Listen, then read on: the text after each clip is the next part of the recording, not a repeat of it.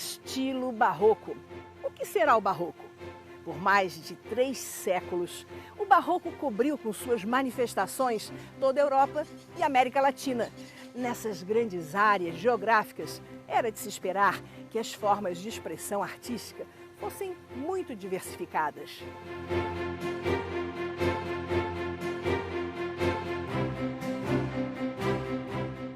As aventuras marítimas trouxeram o estilo barroco para as Américas. O barroco da América Espanhola, barroco português. Mas no Brasil, este estilo teve um lugar farto para se desenvolver de uma forma bem original.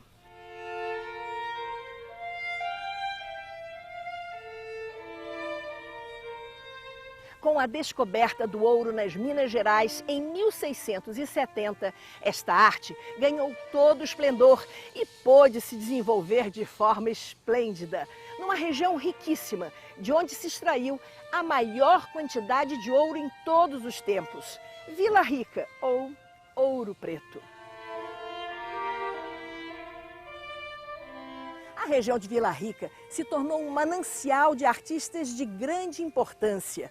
As maiores expressões do barroco brasileiro foram, sem dúvida, Mestre Ataíde e o gênio, o grande Aleijadinho.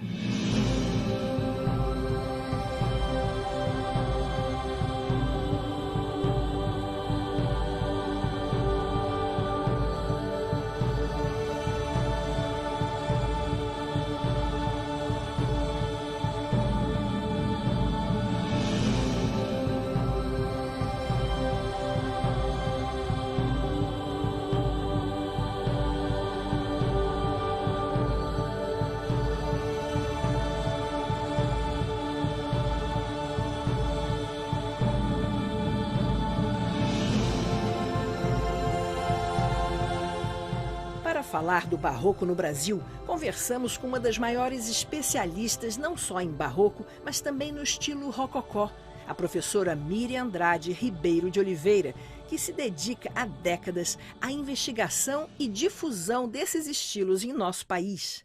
Miriam, eu queria que a gente voltasse um pouco no tempo e falasse dessa influência do barroco e do rococó, né, lá da Europa, aqui no Brasil. O barroco e o rococó são 2 estilos, quer dizer, completamente diferentes.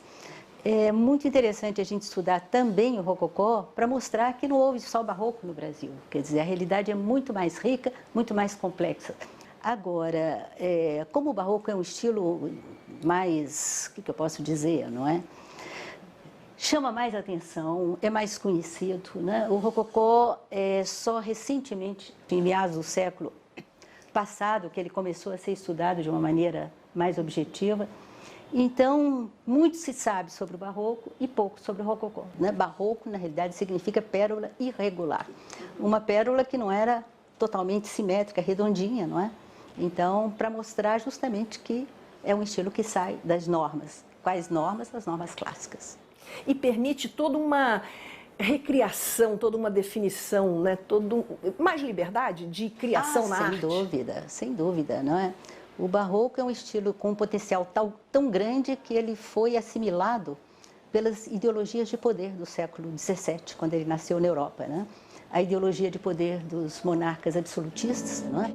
Esse estilo chegou ao Brasil através dos portugueses. Alguns autores destacam a influência lusitana em Pernambuco, Bahia e Rio de Janeiro.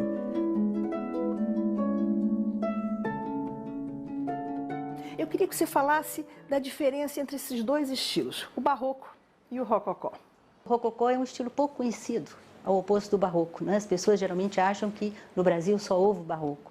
E eu passei uma boa parte da minha vida estudando o rococó e mostrar que os 2 coexistiram em muitas regiões do Brasil e que o rococó é, no mínimo, tão importante quanto o barroco. Tanto o barroco quanto o rococó são estilos caros, né? Com muito ouro, muito ornato, não é? Muita decoração. O barroco é um estilo italiano, que nasceu na Itália, no século XVII. O rococó é um estilo francês, que nasceu na França, no século XVIII. Países diferentes, séculos diferentes e contextos históricos diferentes, não é? O contexto histórico do Barroco são as monarquias absolutistas e a Igreja da Contra-Reforma. O contexto histórico do Rococó é o Iluminismo. O Barroco nasceu num contexto muito mais de Igreja da Contra-Reforma, não é? De monarquia absolutista, etc. O Rococó já é um produto do Iluminismo, embora, na realidade, ele não vai expressar os ideais do Iluminismo. Mas o Rococó é quase, a gente podia dizer, é uma arte não ideológica que nasceu no ambiente daqueles castelos franceses do século XVIII com um único objetivo, que era tornar a vida cotidiana mais agradável. Então é um estilo muito mais leve, tem os fundos brancos, tem os ornatos só que são dourados. E esses estilos tiveram uma grande influência aqui no Brasil, não é verdade? Nós temos, né, esses dois estilos. Não foi só em Minas, quer dizer, mas Minas, né, tem essa importância exponencial porque justamente pôde, né, levar esses estilos às últimas consequências em virtude da riqueza econômica. Nesse século XVIII, que é o auge desse momento cultural do Brasil no período, então, quando nós fazemos um mapeamento, a gente vê que nós vamos ter Barroco e Rococó justamente nas regiões que tinham poder aquisitivo, que tinham maior riqueza econômica, não é?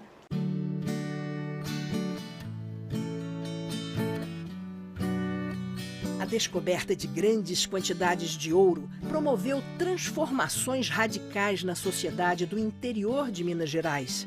Os arraiais e as vilas começaram a surgir por toda parte, literalmente montadas na maior riqueza que o Brasil produziu até então.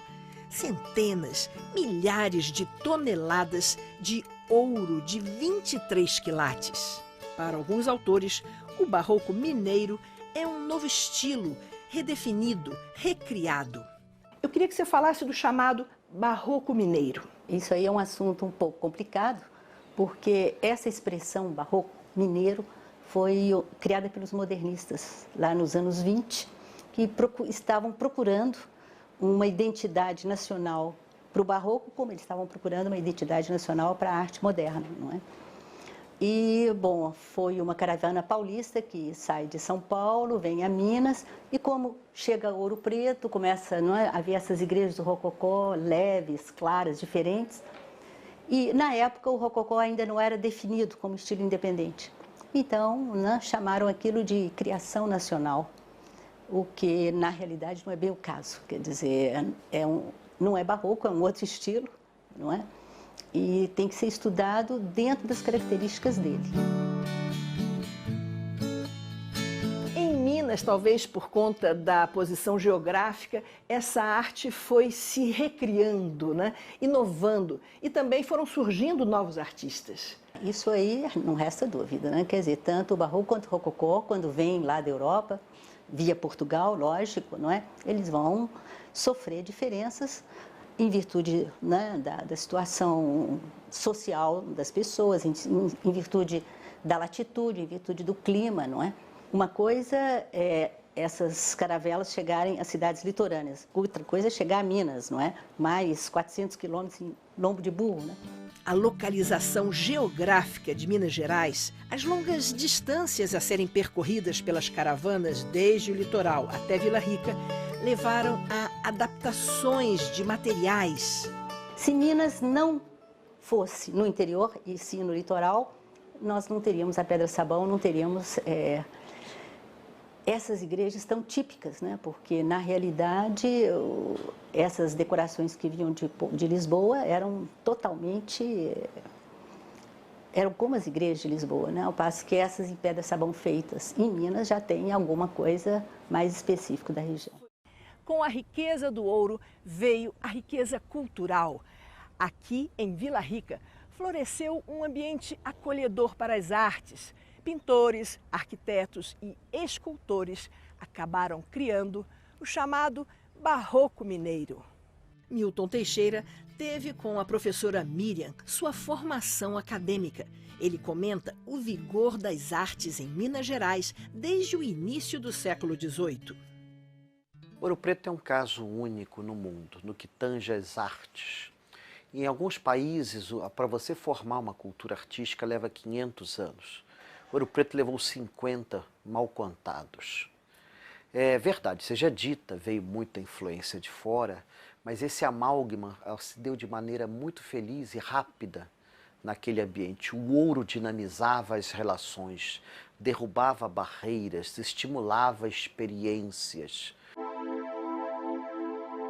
Os pequenos arraiais foram nascendo no fundo dos vales, junto aos leitos dos rios, onde eram encontradas as pepitas de ouro com muita facilidade. Com o esgotamento do chamado ouro de aluvião, começaram a ser cavadas nas colinas minas para achar os veios de ouro dentro da rocha. E o metal precioso financiava cada vez mais as obras de arte sacra da região, seguindo o estilo barroco. Vila Rica era a Vila Rica onde estava o ouro. Mariana, construíram-se prédios portentosos, até o Aleijadinho andou por lá, não fez grande coisa não, mas fez. Extraiu-se muito, muito ouro de Minas. Nunca se vai saber a quantia correta. Hoje Ouro Preto tem 10 grandes igrejas, umas 20 capelas, provavelmente na época deveria ter umas 60, 70 erguidas aqui e ali pela devoção. O mapa de Minas Gerais da época mostra o surgimento dessas igrejas em vilas no caminho percorrido pelo ouro. E todas essas cidades históricas mineiras guardam até hoje tesouros arquitetônicos barrocos. Além de Ouro Preto, Mariana e Congonhas, o barroco está presente em São João del Rei, Sabará, Diamantina e Tiradentes.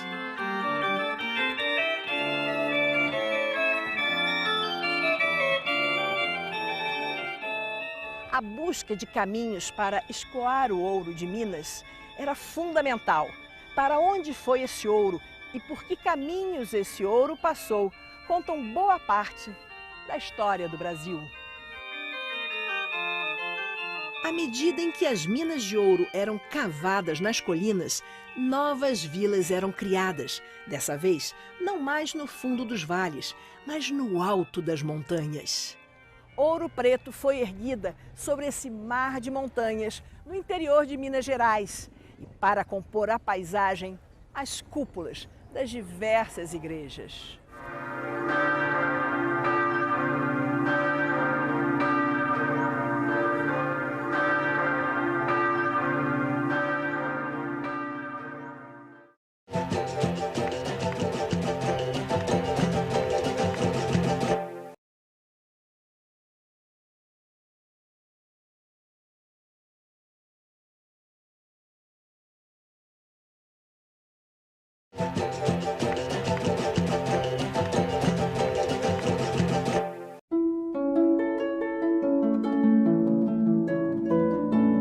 Enquanto na Europa o estilo barroco já entrava em declínio, no Brasil estava no auge, evoluindo para formas novas, principalmente em Minas Gerais. E foi em Minas que surgiu Aleijadinho, nosso gênio do estilo barroco.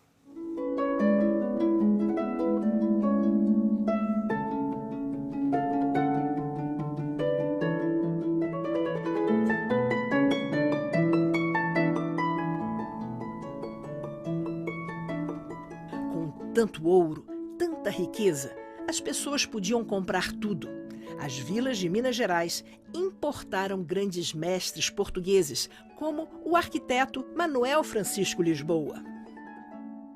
Quando Minas começou a poder importar essa mão de obra cara, não é? O que havia de melhor em Portugal se deslocou para Minas. O arquiteto Manuel Francisco Lisboa. Esse é o pai do Aleijadinho, um arquiteto e mestre de obras da maior categoria, não é?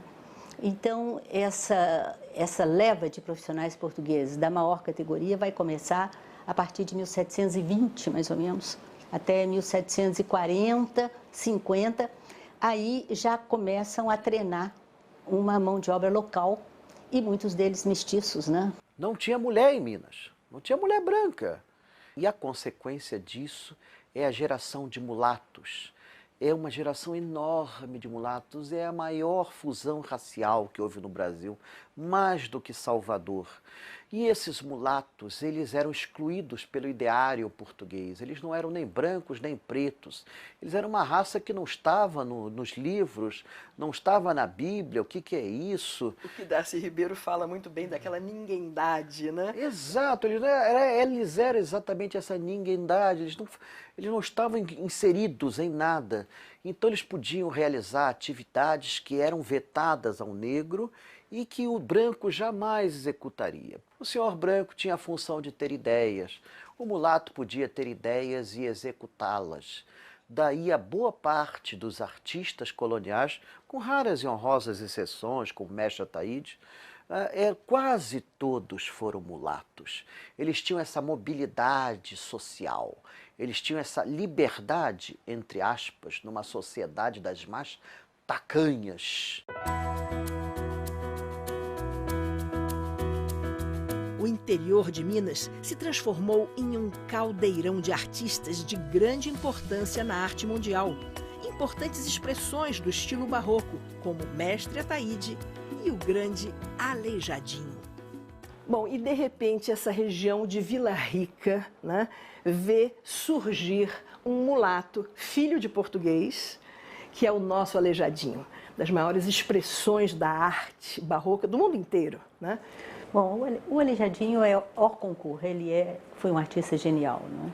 Antônio Francisco Lisboa não nasceu doente, foi só por volta de 40 anos que ele vai adoecer. Nunca se soube quando o Aleijadinho nasceu. Algumas estatísticas, o IFAM tem uma data mítica, né, 29 de agosto de 1730. Mas a certidão de óbito aposta que ele nasceu em 1738. Seja como for, o cara viveu pra caramba. Pode ter ficado doente ou o que for, mas a doença não o matou. Ajudou-o, pelo contrário, a se concentrar na sua arte. Dizem que ele... E conseguir a perfeição, né? Sim, ele era extremamente criativo, ele fugia de modelos tradicionais, ele pegava os capitéis das colunas, como ele fez em Sabará, e os abria, fazia colunas gordas, colunas grávidas, coisa que não existia no ideário greco-romano. Aleijadinho foi o poeta da pedra. Numa época em que todos apreciavam a beleza maior do ouro, Aleijadinho criou preciosidades em pedra-sabão.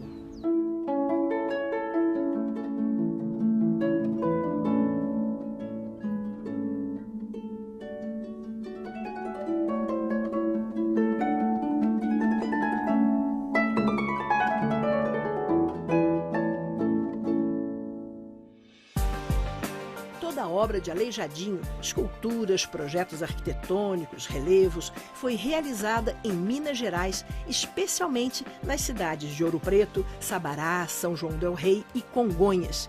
Os principais monumentos que contêm suas obras são a Igreja de São Francisco de Assis, em Ouro Preto, e o Santuário de Bom Jesus de Matozinhos, em Congonhas.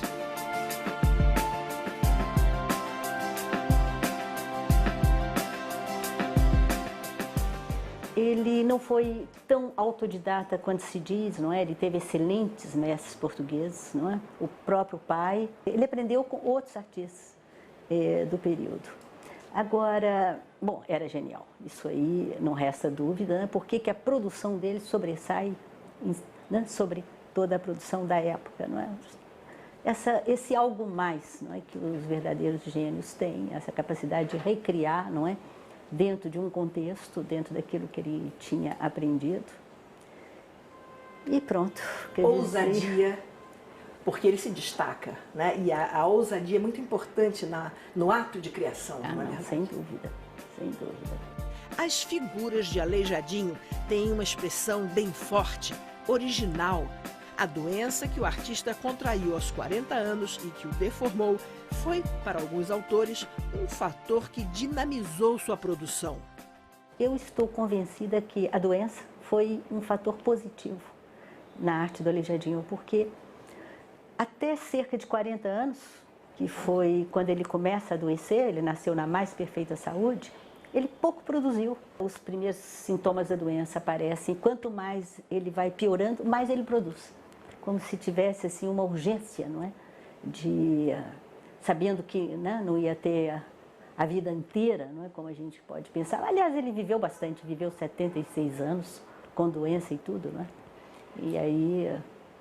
E produziu muitas obras. E as mais sublimes são essas do período da doença. Todo o conjunto de Congonhas já é no estágio avançado da doença. Nessas capelas estão 64 esculturas de madeira em tamanho real que Aleijadinho produziu dos passos da Paixão de Cristo. Mas a expressão daquele Cristo, aqueles olhos, porque os olhos de Aleijadinho, um olho puxado, nariz afilado... Isso é na terceira fase do estilo dele, né? O Aleijadinho, enquanto escultor de imagens, ele passa por 3 períodos, né? Período de juventude, depois maturidade e o terceiro período, que é justamente que ele vai produzir essas obras-primas. Ele chega a esse goticismo, mas pelo barroco, pelo expressionismo. Ele era, antes de mais nada, um expressionista. Muita gente gosta de falar uma besteira muito comum, que ele deformava as figuras porque ele era um ser deformado. Nada a ver, nada a ver. Você tem santos dele com anatomia perfeita. Ele deformava porque ele queria conseguir uma expressividade. O fato dos olhos serem puxados, o nariz adelgado, a gente quase que podia chamar uma espécie de estilização do próprio estilo, não é? Ele foi o primeiro grande artista a usar uma técnica que hoje você usa com computador, que é a anamorfose, que, por exemplo, os profetas do adro do Santuário do Bom Jesus do Matozinhos, você só pode vê-los de frente. De frente eles estão perfeitos. Olhados de qualquer outro ângulo, eles parecem monstros. E é isso que ele quer dizer, só um caminho leva à verdade.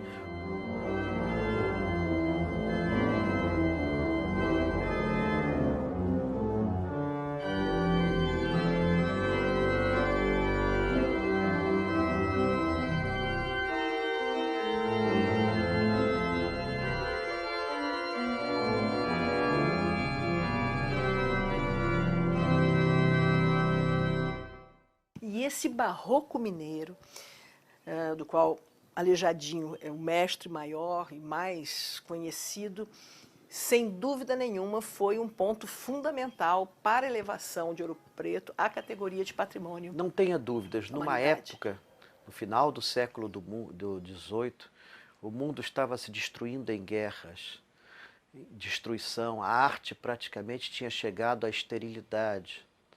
E no interior de Minas Gerais você tem esse camarada criando com uma perfeição e ele influenciando 30, 40 outros artistas. A arte florescendo, né? Sim, ainda perfeitamente, num vigor fantástico, que vai durar até mais ou menos 1820, 1830, quando morrem os últimos artistas.